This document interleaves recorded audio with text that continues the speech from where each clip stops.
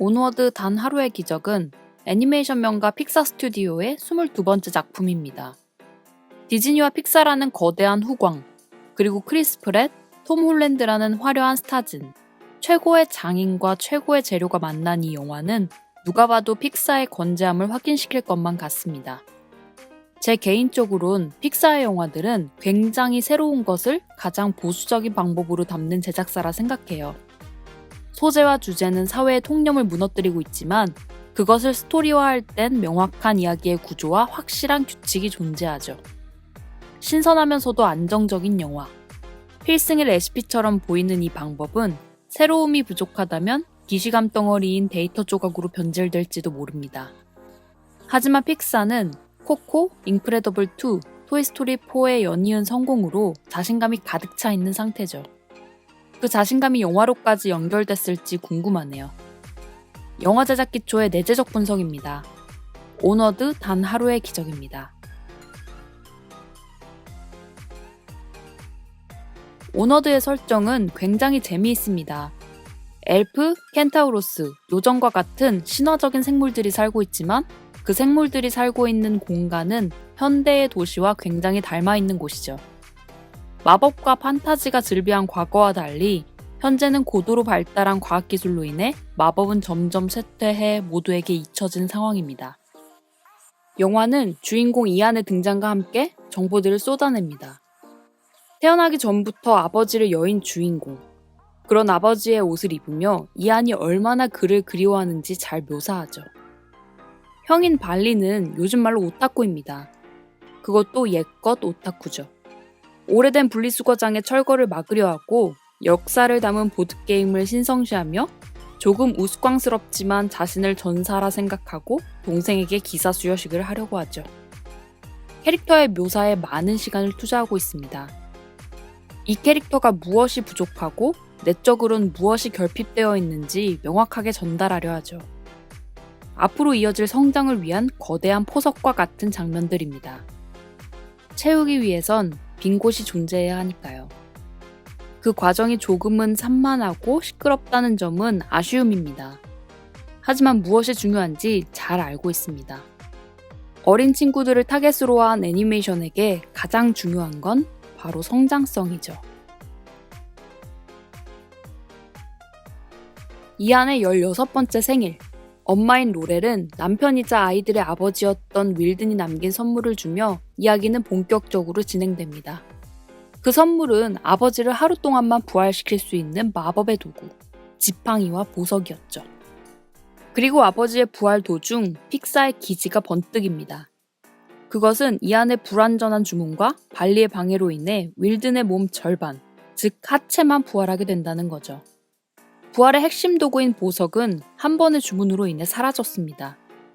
그리고 나머지 반을 부활시키기 위해선 또 다른 보석이 필요하죠. 이야기를 움직이기 위한 주인공의 동기는 확실하게 설정되었습니다. 주인공을 압박하기 위한 타임프레임도 명확하게 존재하죠. 재미있을 수밖에 없는 상황을 만들고 이야기를 진행하는 것, 바로 픽사의 방식이죠.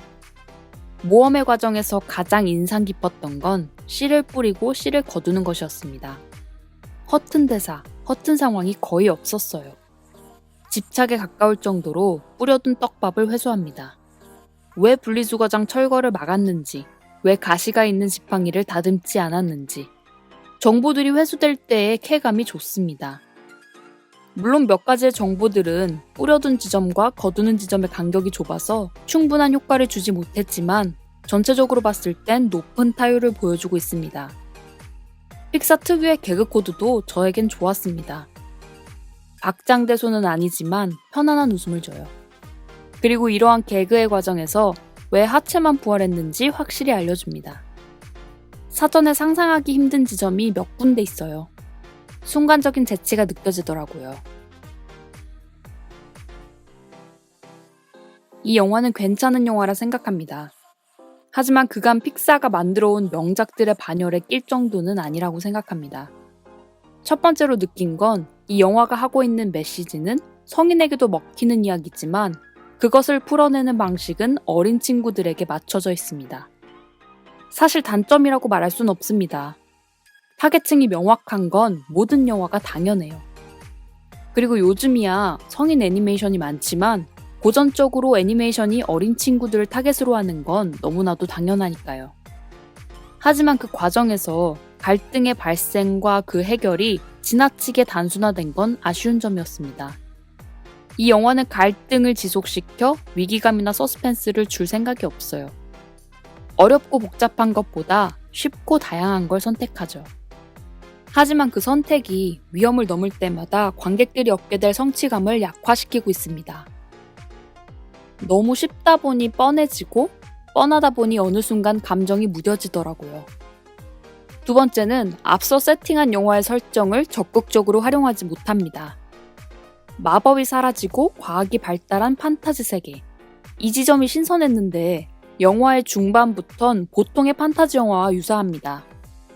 여행 도중에 마법을 습득해가고 못할 것 같은 대마법도 성공하고 위기가 올 때마다 마법 퍼레이드로 다 해결합니다.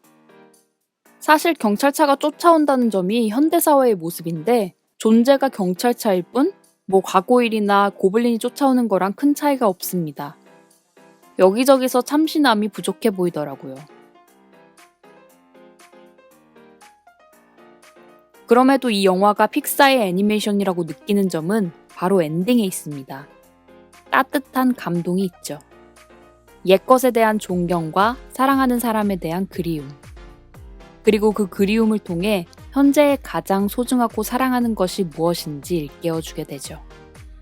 주인공이 결국 아버지를 만나지 못하고 돌담 너머로 지켜본다는 연출은 정말 좋았습니다. 너무나도 현실적이고 잔인하게 보이지만 과거는 돌아가야 하는 곳이 아닌 추억해야 할 곳이죠. 어쩌면 아버지와 포옹한 형이 이안과 포옹함으로써 그 과거는 현재가 되었을지도 모르겠네요. 영화가 끝날 때쯤 모든 캐릭터가 성장하게 됩니다. 주인공뿐만 아니라 만티코어, 브론코도 마찬가지죠. 캐릭터 하나하나에 애정이 있음이 느껴졌습니다. 엔딩이 너무 친절한 감도 있지만 나쁠 건 없죠.